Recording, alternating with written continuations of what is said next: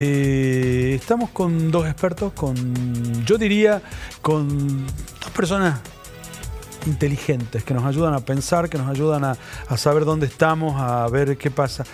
Pero lo que estamos acostumbrados es a que digamos el nombre, decimos el nombre y decimos, bueno, esta persona es un politólogo, una politóloga, damos un agregadito que dice qué está haciendo. Yo los invito a que se presenten cada uno. ¿Me decís quién sos? ¿Por qué estás acá? ¡Qué desafío! Vamos. Decime, y me vas a decir lo que a vos te gusta. Sí, bueno. Soy Alexandra, sí. Soy politóloga. Y estoy acá porque intentamos de alguna manera darle algún tipo de entendimiento a lo que sucede. Sí. Y si puedo decir algo que me encanta, las campañas electorales. Campañas políticas. Rato, hasta 2025. Siempre hay campañas. O ya estamos en campaña. Y siempre estamos. Se habla de campañas permanentes, ¿no? En cuanto a lo comunicacional. Pero bueno, yo por ahí sí hago campañas en Argentina y también campañas en otros lugares. ¿Y con quién más estoy? Con Gabriel Garat, aunque a esta altura todo el mundo me dice Gary. Gary. Así es, ese es mi apodo. Una mezcla de... Ese es mi apodo, una mezcla de los dos, un mix. No politólogo también. Sí. No sé si más hincha de Atlético tucumano, más tucumano que hincha de Atlético. Mira, cosas que me gustan, como definiciones. Y bueno, también divertido esto de intentar bajar a tierra algunas cosas por ahí que pasan, tratar de filtrar la cantidad de información que dando vueltas. Sí, buenísimo. Siempre con la máxima de dejar alguna frase en tucumano. En tucumano. O sea, hay que intentar que todo esto que pasa un montón, estas cosas como toda amarañada de la cosa pública, pase a formar parte del lenguaje cotidiano de la gente. Entonces uno creo que en un espacio de comunicación como este, creo que tiene que intentar que algo que sea gancho, ¿no? Que a la gente le vuelva a interesar el contenido de lo que pasa en la arena pública. Es un momento muy complicado, parece todo lo mismo, parece que todo es lío, parece que todo es pelea, parece que hace 6 meses vivimos en un país que se llama Ley Base. Entonces, falta contenido a veces, ¿no? Entonces, para que no se vacíe la conversación pública hay que tratar de traerla lo más a tierra posible. ¿Y el 9 de julio qué nos aporta? Fotos, sin duda fotos. Sin duda fotos. Gestos. Sin duda reuniones, habrá varias, habrá cumbres y contracumbres. Simbolismos muchos, simbolismos de alguien que decía que no le interesaban tanto la política y las cosas, volvemos a las mismas fotos, volvemos a la... ¿no? Sí. Yo ahí también quisiera sumar de que Javier Milei desde el inicio de su gestión, incluso en su misma campaña, para él esto del factor del simbolismo es muy importante en su comunicación. Siempre todo acto, decisión o acompañamiento político busca, digamos, trasladarlo, darle esta simbología, este significado que va mucho más allá de lo que puede significar el acto en sí mismo. ¿Y de dónde sale eso? ¿Hay un origen? ¿Hay una copia? ¿Hay algo? Sí, bueno, a ver, el liderazgo que Javier Milei viene teniendo no es algo que ha nacido acá y que es argentino, o sea, no somos el centro del universo. Es una tendencia que ha empezado con Trump, que hemos visto en Bolsonaro. Son esos tipos de liderazgos, digamos, que son mucho más agresivos y que vuelven correcto lo incorrecto. Es decir, esta manera de manejarse, no solamente en Argentina, sino también en el mundo, termina siendo su forma también como de diferenciarse del otro y de posicionarse sin lugar a duda. Explícame, o cualquiera de los dos, no sé, pero ¿por qué paga volver correcto o incorrecto? O no sé si se puede volver correcto o incorrecto, pero darle esa... Para mí va por la cuestión de la identidad. Yo creo que Javier ha trabajado fuertemente la identidad en contraposición del otro, o sea, cómo yo me diferencio del otro. Y entonces por eso apela a esa identidad y esa forma que él ha construido esa identidad, que hoy tiene un núcleo duro, que no podemos hablar de una mayoría, pero sí probablemente de una primer minoría, se ha sentido identificado con esas formas de ser y sobre todo con quien antagoniza, ¿no? Quien ha encontrado como ese enemigo público, que en este caso él lo ha englobado en lo que es la casta política. A mí me ofende. ¿Cómo lo recibís vos? Si te ofende el presidente. No, a mí me ofende. No, pero no es que me ofenda el presidente, no porque yo no soy quien para decir que... O sea, no importa que a mí me ofenda o no, digamos, pero sí tengo la sensación de que esa ruptura de protocolos, esto que vos decís de hacer un poco valedero lo que en ciertas institucionalidad no nos damos el lujo o creemos que no debe ser, bueno, no sé si me ofende, me enoja, me cuesta aceptarlo, digamos. Pero bueno, ustedes con la sapiencia de ustedes por ahí ven otra cosa ahí, ¿no? Ahí te diría que depende de tus objetivos. Si a vos te conviene, si sos Axel Kicillof, en este momento te pones en el lugar de Kicillof, y que Milei sea todo lo políticamente incorrecto conmigo, que me insulte total, a mí me conviene estar del otro lado. Sí, pero a Milei le paga. O sea, digo, a Milei le paga, a Milei le da buenos resultados. Bueno, y a Kicillof también. Ahora habría que ver quiénes son los que están incómodos en ese lugar. Digo, quiénes ante esa tensión, ante esa pérdida de los modales y de la corrección política, esta radicalización del discurso y de la arena, quiénes quedan en el medio. Y esto es algo que parece trillado decir en este momento, pero bueno, el que queda parado en el medio hoy parece ser que es el que pierde. Digo, ¿no? El que queda parado en el medio pierde. Entonces, ¿soy casta o soy anticasta? Entonces, en la última entrevista que da el presidente, él habla muy fácil. Le dice, bueno, le preguntan quiénes van a ir, dice, a Tucumán al pacto. Sí. Y él dice, bueno, que vengan todos los que quieran. El que no venga quedará claro, una suerte de principio de revelación 2.0, ¿no? Nosotros somos el cambio, nosotros queremos ir a acordar, y el que no venga, bueno, la sociedad verá, ¿no? Entonces, un poco esa es la dinámica desde hace 7 meses. Sí. Al principio un poco más intransigente, al principio un poco más sin ningún tipo de conversación, con diálogo totalmente roto, y ahora un poquito más con otros actores que sí se animan a dialogar, con Guillermo Franco que juega fuerte, quizá Alessandro Catalán también tiene una tarea ahí, y sin duda con los Menem al poder, ¿no? O sea, con los Menem ahí haciendo la rosca finita junto con Karina en todo el país. Entonces vos preguntabas, ¿hay campaña? Permanentemente. Permanentemente. Yo ahí sí quisiera sumar que este discurso de odio que a mí también me incomoda mucho, creo que ha sido eficiente porque también, o sea, la gente se ha sentido identificada, como él ha capitalizado ese enojo que sí existía y que lo seguimos viendo porque muchos de los análisis que veíamos y que incluso hacíamos era como, bueno, la gente va a acompañar hasta que se empiece a ver afectada, hasta que afecte su economía personal, familiar, su bolsillo, y sin embargo la opinión pública en respecto a Milei sigue siendo positiva, se sigue manteniendo, y esto tiene que ver que primero está cumpliendo con lo que había prometido, que era ir contra los privilegios, contra la casta política, mostrar constantemente, volvemos a lo simbólico, ¿no? Cada vez que descubrían algún lugar en donde se robaba, en donde había una cuestión de corrupción o algo que no correspondía, lo primero que hacían era salir a mostrarlo. Porque de alguna manera era alimento a la propia narrativa que él fue construyendo de venimos a sacar a todos los ladrones y todos los insultos que he usado y que no vamos a repetir. Entonces, de alguna manera, él sigue retroalimentando esa narrativa y esa narrativa que sí tiene un efecto, porque hay gente que se siente identificada con ese enojo contra la política. Y creo que es lo que por eso siguen aguantando y también porque las expectativas aún son positivas. Todos los estudios que se hacen a nivel nacional lo que marcan es que el apoyo a la imagen de él tiene que ver porque las expectativas es de que la situación va a mejorar en algún momento, cuando termine con esta limpieza. El problema va a ser cuando esas expectativas no terminen, decrezcan, exactamente, no se terminen cumpliendo. ¿Y el aguante es por el kirchnerismo? Es decir, el kirchnerismo es no sé, la que le da el aguante o la extensión de esa soportabilidad de alguna manera. Sí, entiendo dónde va la pregunta. Yo ahí te diría, creo que es la falta de resultados, con el apellido que uno le quiera poner, ¿no? Si uno repasa las últimas, al menos 3 presidencias, vemos resultados que no son satisfactorios y eso se traduce en que no hubo reelecciones. Digo, no hubo continuidad ni de los partidos políticos ni de las personas. Que si bien es un síntoma de la región y del mundo, le está costando mucho a los oficialismos por ahí continuar, pero sí es una cuestión de falta de resultados. Lo que creo yo de Milei, cuando se habla por ahí de la novedad de Milei, yo ahí disiento un poco. Digo, si hay métodos, si hay formas y si hay canales distintos, pero hay una continuación de lo que decía Alex, que es la cuestión de la identidad y de la política identitaria, ¿no? Entonces, una contraposición entre la idea de hacer política a través de la construcción de identidad y no tanto a través de mostrar resultados. Que un poco eso es de lo que la gente se termina cansando, ¿no? Y por eso es tan fácil hacer oposición cuando el otro no tiene resultados. Si en algún momento la identidad y las apelaciones a la identidad pierden su vigencia. La gente dice, a mí no me importa tu construcción de discurso, yo quiero resultados, ¿no?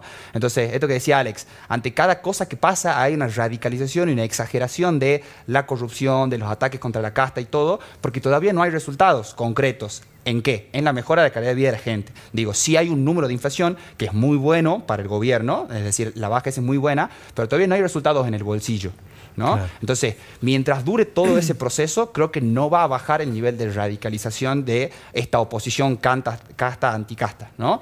Creo que va adquiriendo otros modales, como decíamos recién, al principio total intransigencia, yo tengo la sartén por el mango, yo con vos si quiero no hablo, y ahora las cosas parecen ser que un poquito más centradas, ¿no? Un poco me siento en negocio, hay un toma y daca, libero fondos, reestructuro deuda de provincia. Entonces, eso lo que va mostrando es un poquito la vuelta a que la rosca tenga vigencia. Sí, ahí yo igual sí siento que ha habido ese cambio, pero no creo que sea algo que vaya a perdurar demasiado.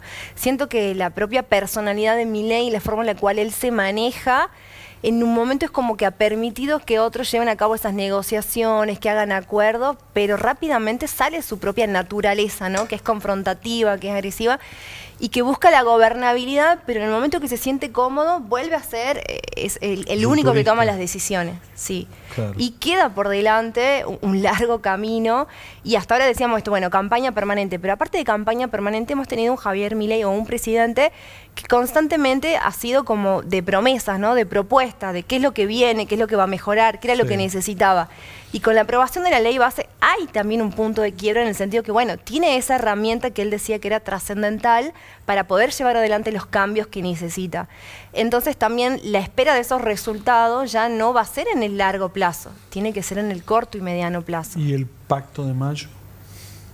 Y el Pacto de Mayo creo que de alguna manera tiene que ver con que tiene que seguir mostrando gobernabilidad y quiere mostrar esto que decía recién, él era cierto, digamos, la imagen o la foto del acompañamiento de los gobernadores, pero también es más simbólico que genuino, que real, porque si vemos los 10 puntos de acuerdo, son muy generales. Y sin duda... Pero no están definidos los puntos, aparentemente. Bueno, hay algunos que se mostraban desde el principio de cuando se hablaba de que se iba a firmar en mayo, digamos. Sí. En base a eso hay que ver ahora cuáles van a ser los últimos, claro. Pero no creo que se modifiquen demasiado. Y así todo, el acompañamiento de determinados gobernadores no es tanto de colaborativo, porque realmente hayan ideales en comunes o crean que eso es lo que es necesario para sacar adelante el país, sino que tiene también que ver con un poco de presión política en la cual cada uno de estos gobernadores tiene intereses por los cuales necesitan estar ahí o mostrarse ahí. ¿Esto le hace bien o mal a Tucumán? Está bien, no se puede decir mal, pero digo, ¿qué genera que Tucumán sea de nuevo un centro de escena de esto, ¿no? Yo creo que ahí, no sé si puedo decirte un diagnóstico respecto a Tucumán, sí te puedo decir con respecto a la figura del gobernador. Osvaldo Jaldo tiene una gran ganancia, creo que ya lo habíamos conversado la última vez, que el que apuesta primero se lleva más, ¿no? Entonces ahí está como bastante cómodo en esa posición. Creo que lo que está en juego un poco es, no sé si es la ilusión, pero la narrativa de unidad del peronismo nacional un poco está en juego, ¿no? Digo, ¿qué tiene que ver hoy Axel Kicillof con Osvaldo Jaldo? Son proyectos políticos que apuntan a cosas totalmente distintas, a electorados totalmente distintos. Además lo verbaliza Jaldo a su antikirchnerismo. Entonces, un poco la consolidación de esa figura, de esa individualidad de Jaldo con respecto al peronismo y que pueda ser él, al menos dentro del Norte Grande por ahora, veremos si tiene algún otro tipo de proyección. Yo no sé si lo catapulta a algo nacional, no me animaría, creo que es muy temprano para eso, pero sí creo que lo posiciona como un líder muy fuerte en esta idea de cómo se adapta el peronismo a haber perdido de alguna manera en las últimas elecciones, o al menos con la idea del balotaje, la representación de lo popular, ¿no? ¿Quién puede decir hoy que toda esta imagen que está muy bien personificada en los trabajadores de las aplicaciones, ¿no? En esta, que son la informalidad hoy en Argentina es muy grande, ¿no? Casi el 35%, 40%, en Tucumán un poquito más alto, la informalidad laboral. Todas esas personas que están representadas en el trabajador de la mochilita o de la aplicación, un poco son hoy la base popular, ¿no? Del apoyo de un presidente que ha salido y que hoy no está con el peronismo. Entonces, en la medida en que el peronismo tenga la tentación de volver a captar eso, y no se puede distanciar de Milei, ¿no? Porque Milei hoy representa eso, y un poco creo que la lectura de Jaldo es, bueno, no me puedo alejar tanto de esto que hoy representa lo que el pueblo, lo que esa figura que es difícil de definir que es el pueblo me está pidiendo, ¿no? Me dejó pensando con la idea esta. ¿Vos ves que puede haber una repercusión nacional de Jaldo? Yo no sé si es proyección, no te diría, por eso no usé la palabra proyección. Repercusión sin dudas. Digo, de hecho, que ya existió cuando se rompió el bloque, digo, cuando abre el bloque. Sí, cuando él le da protagonismo a eso. Fue sin duda muy fuerte.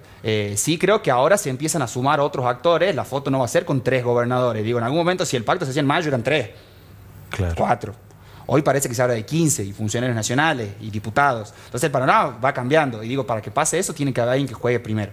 Entonces yo sí creo que cuando hablamos de la ley base hablamos de que bueno, se viene un nuevo panorama con la ley comercial recién, ¿no? Entonces con la ley ya tenés que empezar a instrumentar, tenés que empezar a hilar fino. ¿Y cómo haces para hilar fino sin la articulación con los gobernadores, sin el poder local, sin el poder territorial, sin los municipios en el país que es la octava geografía del mundo, ¿no? Entonces hay algo de el anarco libertario intentando gestionar que va a tener que entender cuáles son las realidades locales, cuáles son los desafíos para implementar, y ahí sin duda que el poder federal, ¿no? En el sentido más amplio de la palabra, va a tener un rol muy importante en cómo se implementa. Digo, uno puede, suponiendo que Milei consiga todas las cuestiones que quiere en la reglamentación de la ley, de la manera más amplia que le permita el texto legal que salió en bases, para implementar los cambios. Ahora, ¿quién lo ejecuta? ¿Hay funcionarios? ¿No hay funcionarios? ¿Siguen esos ravioles de la Administración Pública Nacional sin nombrar?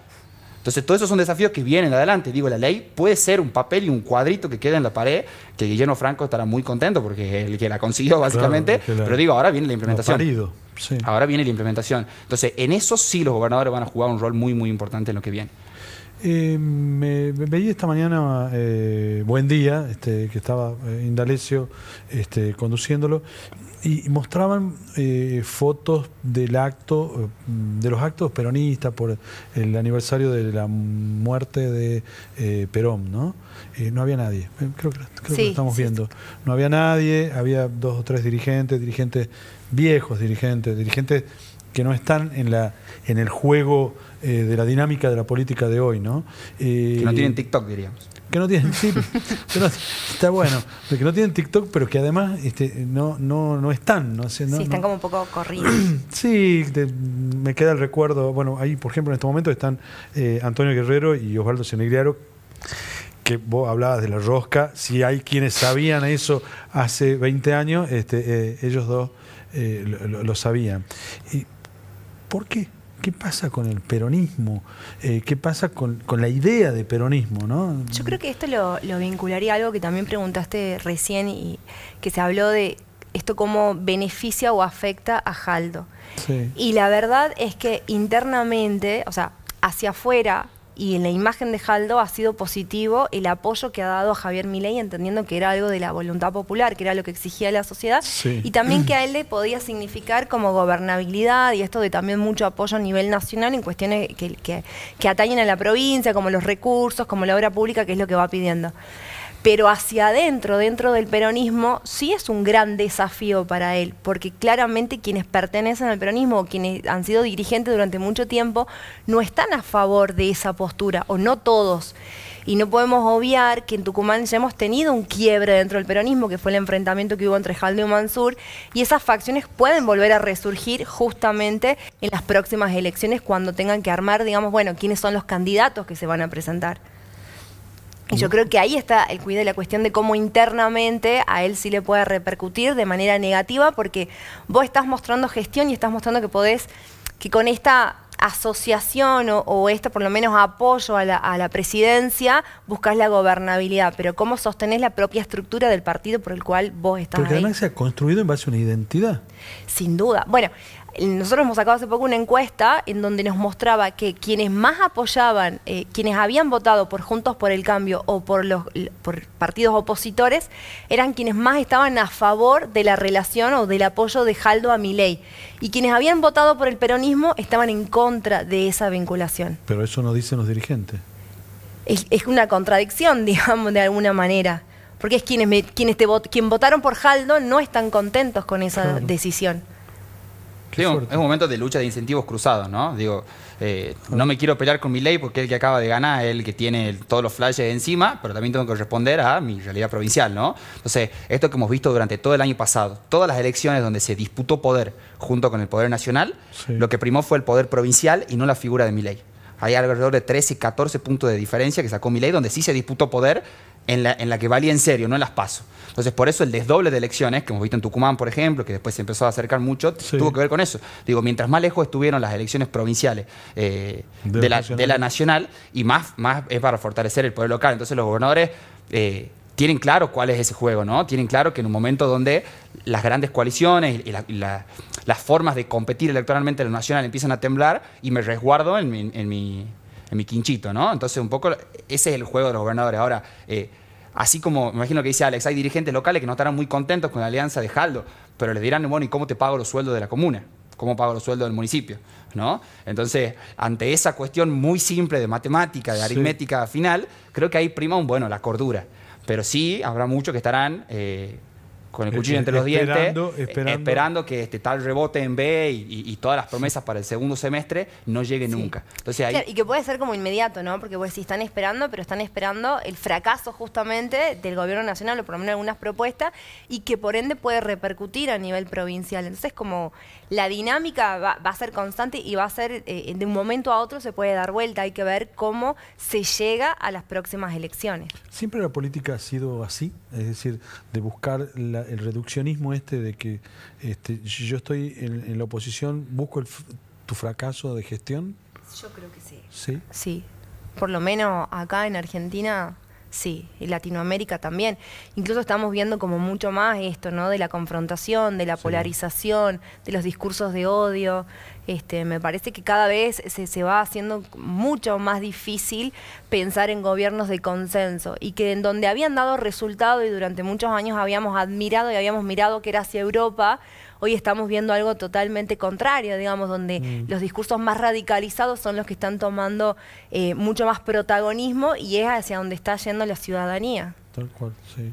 Entonces el consenso no está siendo. Has dicho algo que no sé si, no vos, ¿no? Gabriel, has dicho algo, no sé si es una mala palabra, pero se usa mucho, segundo semestre. ¿Qué va a pasar este segundo semestre? Lo que decía Alex recién, el cruce del número de inflación con la expectativa del aguante. Ese cruce necesariamente se va a dar en este segundo semestre, ¿no? Sí. Entonces, venimos con un primer semestre, con los primeros 6 meses, donde el seteo de expectativa era 15.000 de inflación. Sí. De 15.000 de inflación a 4,5, campeón mundial, ¿no? Claro. Ahora, y el que viene, mejorará el trabajo, mejorará las estadísticas de trabajo, mi sueldo me rendirá más, ese familiar que perdió el trabajo en esas 275.000 cuentas sueldo del primer semestre, ¿lo recupera ahora? ¿Cuándo lo recupera? Digo, ¿aumentará la ayuda social? Digo, acá hay un apriete en el déficit y un sentarse en la caja muy exagerado también para poder responder ante esas cuestiones, ¿no? Digo, este lunes se hablaba de una suba del 18% en las naftas. Digo, todavía queda un aumento grande de precios regulados que puede hacer temblar esa estrategia de baja de inflación. El error quizá puede ser supeditar la estrategia económica a eso, ¿no? Que eso ya ha pasado alguna vez. Digo, el famoso segundo semestre Macri un poco fue eso. De hecho, controlan un poco los aumentos de tarifas y de... Para que no se desfase. tenga repercusiones.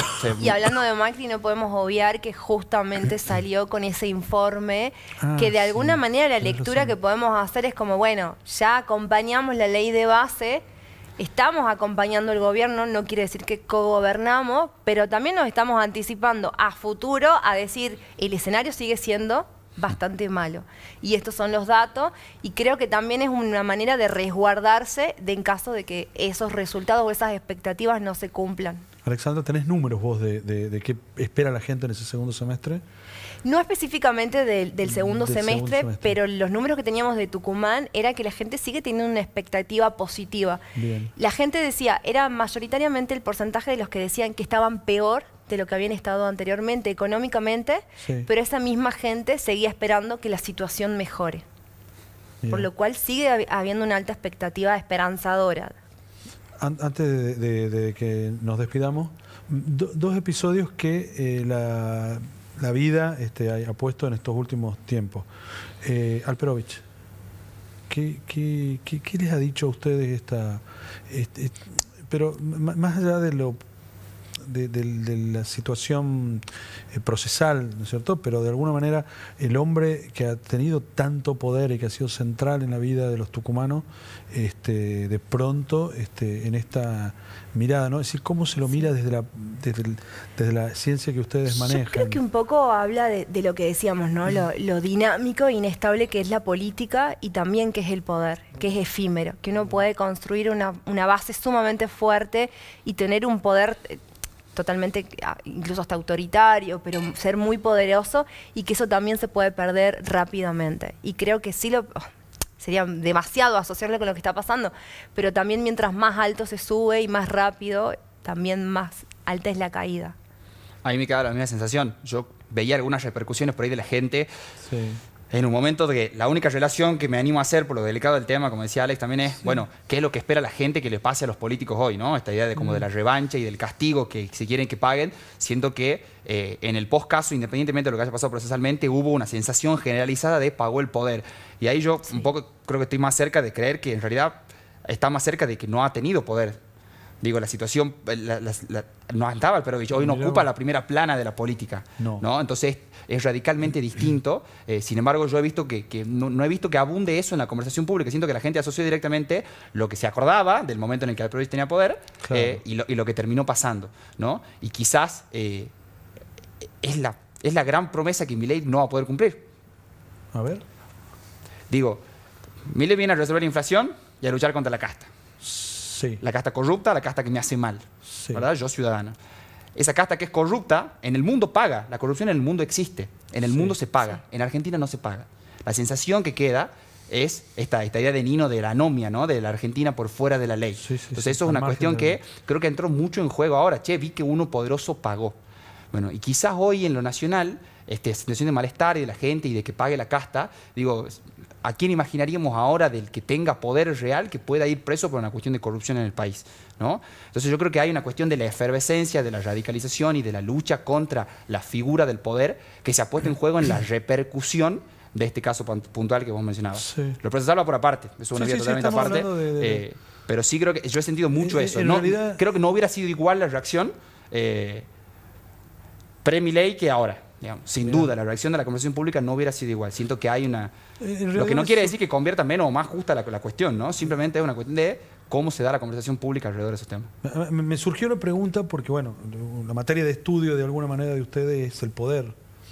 Y tengo una sensación de que no se entiende, de que es una cosa medio difícil de definir. Es decir, ¿qué es el poder? ¿Qué tiene el poder que complica tanto a quien lo ejerce como a quien lo delega o lo mira, ¿no? Es decir, es como algo bueno, en la mirada tal vez más ignorante mía, pero no poder entenderlo, ¿no? De que se dificulta eso. Sí, y también, o sea, no deja de ser como algo intangible, ¿no? Y decís como, a ver, la sociología estudia mucho la cuestión del poder coercitivo, cuando tiene que ver con la autoridad, con el rol, y creo que de alguna manera es la forma también, por ahí yo que voy más al tema de las campañas, del comportamiento del candidato y del político, es cómo cambia un candidato o un político cuando accede a ese poder y ese poder se va incrementando y eso va cambiando un montón en el comportamiento y las decisiones que va tomando y creo que va a ser estudios o casos de estudio que vamos a seguir llevando hacia adelante porque la verdad es que es muy difícil dar respuestas reales de qué es lo que hace el poder en el ser humano que lo termina transformando de tal forma. ¿Imaginan que Biden se va a bajar de la candidatura? Siento que va a estar presionado. Es difícil ver en Estados Unidos que ya llegado a este caso termine bajándose de la candidatura, pero es posible que el propio partido o lo intente, por lo menos. Gabriel, ¿vos cómo lo ves? Creo que tiene... ¿Qué viste en el debate? El debate más fácil de la historia, sin duda.